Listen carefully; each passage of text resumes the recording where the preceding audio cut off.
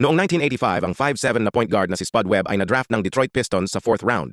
Pero tinanggal din bago pa magsimula ang preseason. Sabi ng maraming scouts, baka sa ibang bansa na lang siya maglaro o kaya naman ay sa Harlem Globetrotters. Pero hindi sumuko si Webb. Nakakuha siya ng trial sa Atlanta Hawks, tinalo ang ibang mga guard at nakapasok sa roster sa minimum na sahod na $70,000. Para sa konteksto, ang kakampi niyang si Dominique Wilkins ay sumasahod ng $585,000. Kaya masasabing, nobody lang si Webb sa sarili niyang koponan.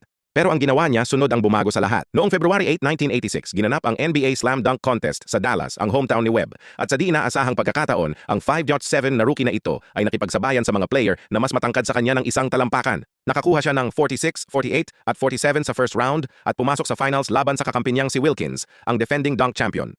Pero heto ang hindi inaasahan ng lahat. Lihim na itinago ni Webb ang galing niya sa pagdunk sa mahabang panahon. Sabi ni Wilkins, hindi niya pa nakitang magdunk si Webb noon. Sinabi pa ni Webb na hindi siya nag-practice para sa contest at wala siyang inihanda kaya kampante si Wilkins na sapat na ang kanyang mga karaniwang dunk. Isang malaking pagkakamali.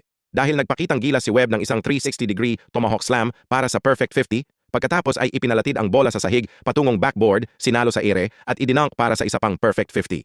Nang subukan ni Wilkins na sumagot, 48 lang ang nakuha niya. Sa isang iglap, ang pinakamaliit na player na sumali sa dunk contest ay naging kampiyon sa loob lang ng isang gabi.